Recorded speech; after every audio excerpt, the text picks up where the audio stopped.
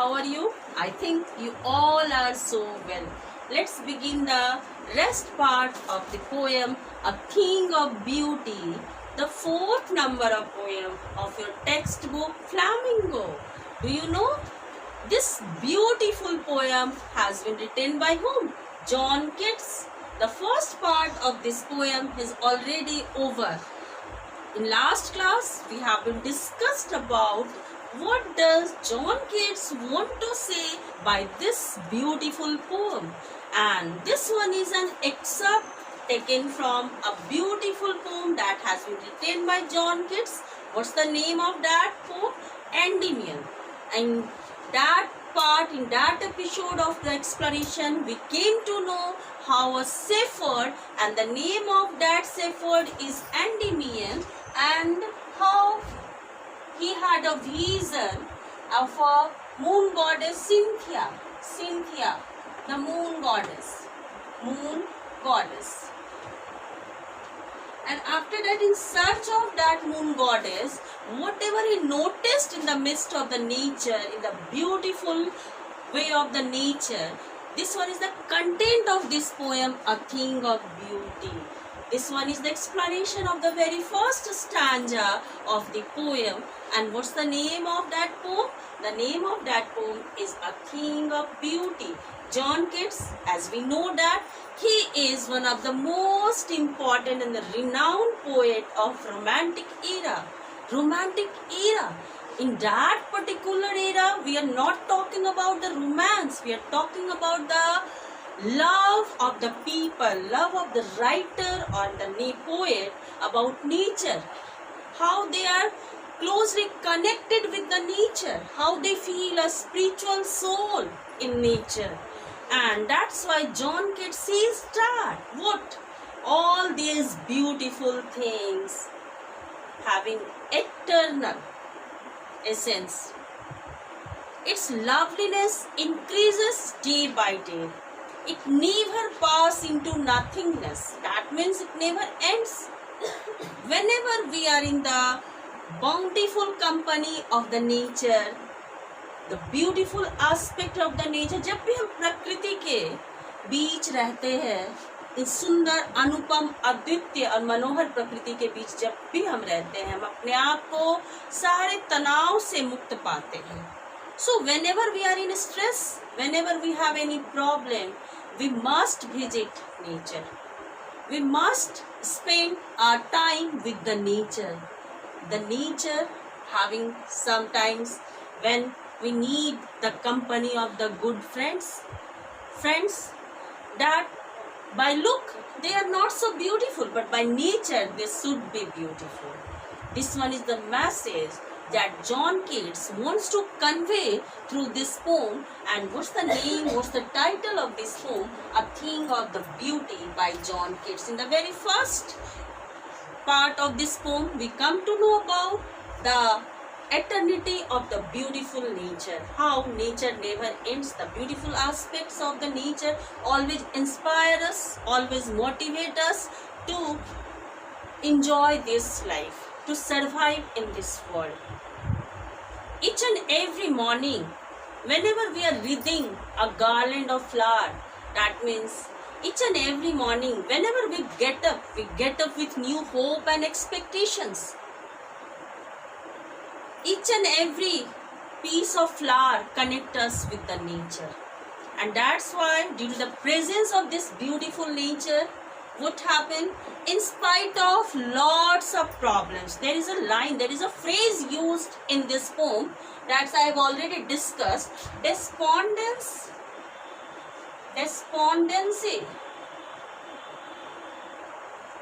In spite of despondency.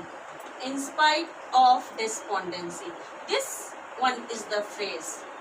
That means in spite of numerous problems, बहुत सारी समस्याओं के बावजूद, these beautiful things, this beautiful aspect of the nature motivate us, inspire us to move on, to survive, to enjoy this beautiful aspect of the nature. Now, today's we will be continuing the rest part of this poem just with the example, the numerous examples of the beautiful aspects of the nature. What are the numerous examples of the beautiful aspects of the nature? Just like the sun, moon, daffodils, musk rose, reels, bountiful tails,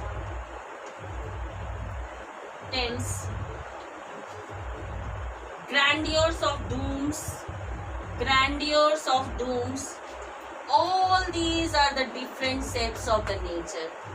And how these beautiful shapes of nature, how these beautiful aspects of nature, the sun, the moon, daffodils, a flower, a special kind of flower, musk rose, which fragrance spread throughout the mid forest. And in the midst of the forest, if we enjoy there in such part of the nature, due to the fragrance, eternal fragrance of musk rose, reels, that means small stream, small river, all these inspire us, motivate us to enjoy the beautiful aspects of the nature. One aspect of the nature is also highlighted in this stanza, that natures are totally unbiased by nature. कोई पक्षपात प्रकृति नहीं करता है.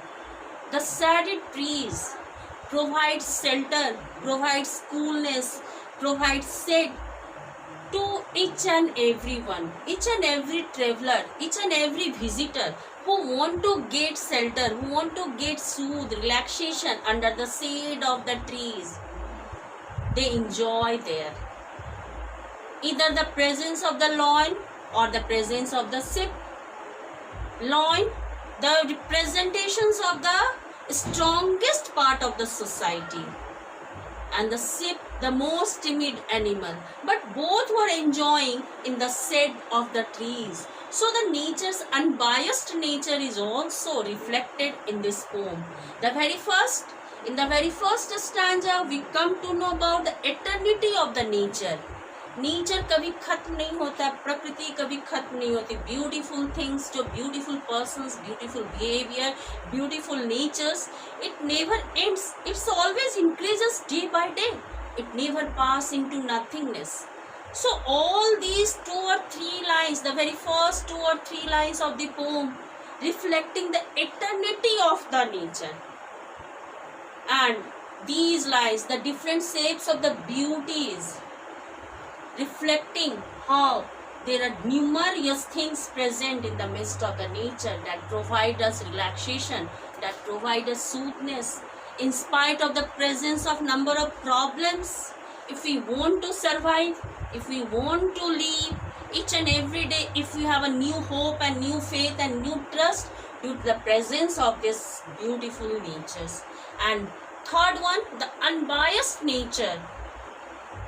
The unbiased nature of these beautiful things, as the shady trees provide shade to each and everyone. It doesn't matter whoever present me under his shade, either the lion, the strongest part, the strongest creature, the king of the forest, and the ship, the most timid animal.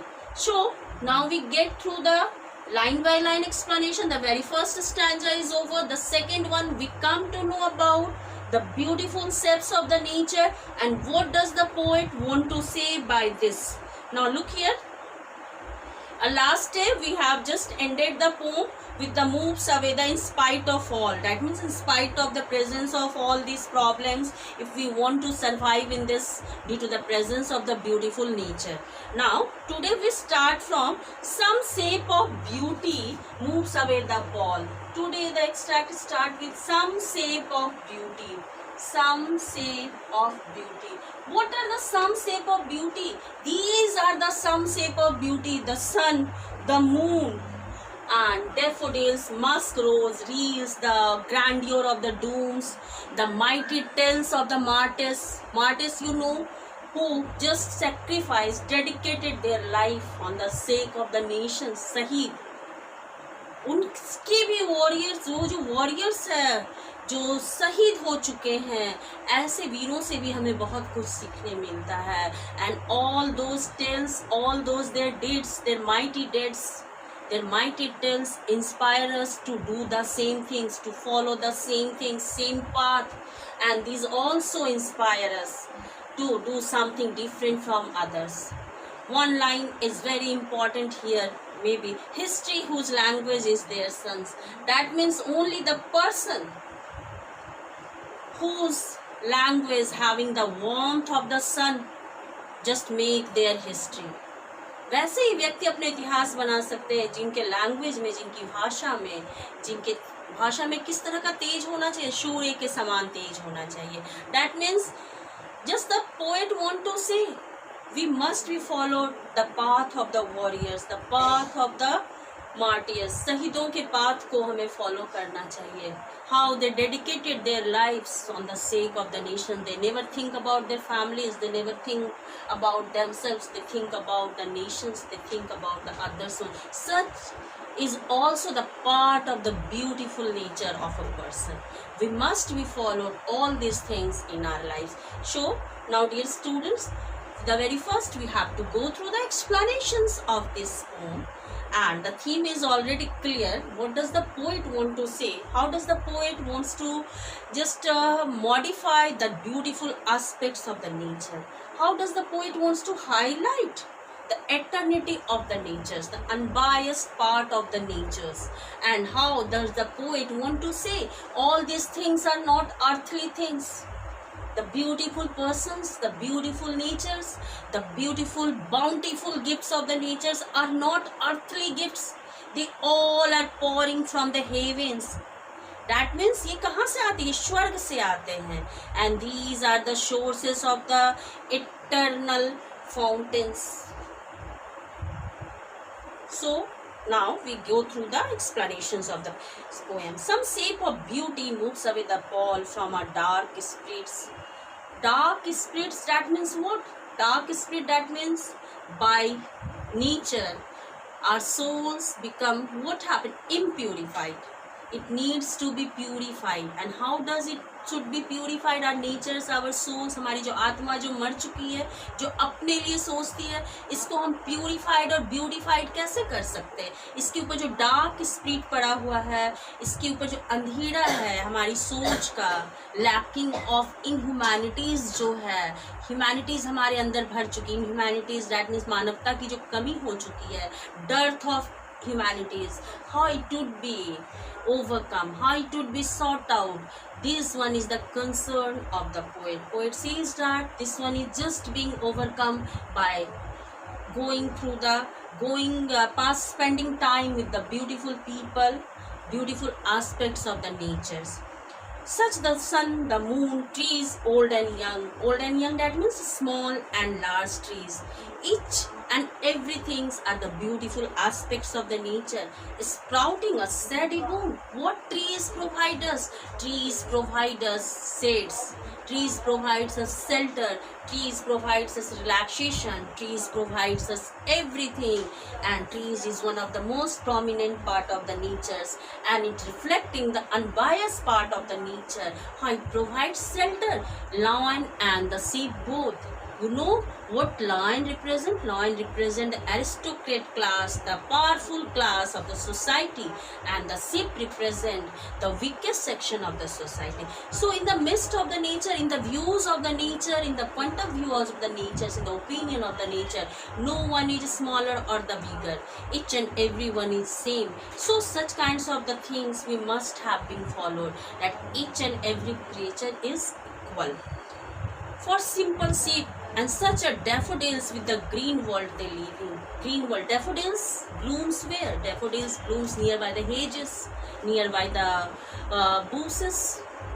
And daffodils, one of the most favorite flower of Wordsworth. Wordsworth is also belongs to the romantic era. You know, he wrote a very beautiful poem, The Jocund Company of Daffodils. That is the beautiful company of daffodils enjoyed by Wordsworth.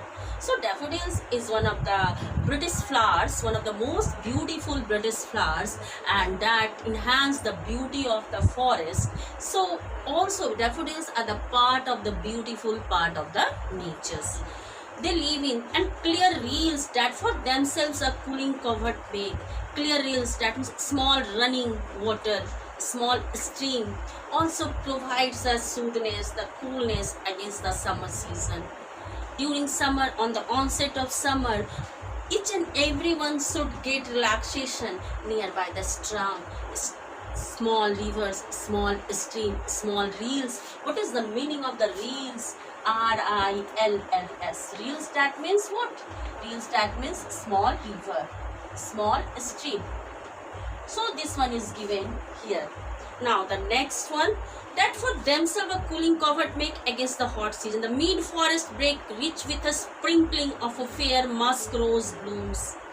And musk rose, a beautiful rose. This one is the musk rose, and the fragrance of the musk rose, fragrance of the musk rose enhance the beauty of the forest, enhance the beauty of the forest, the beauty of the forest. All these things are given in this poem, and each and every time the poet having only one intention, to highlight, to modify, to just brighten the beauties of the natures. Now the next, and such too is the grandeur of the dooms. Grandeur of the dooms, that means the mighty death.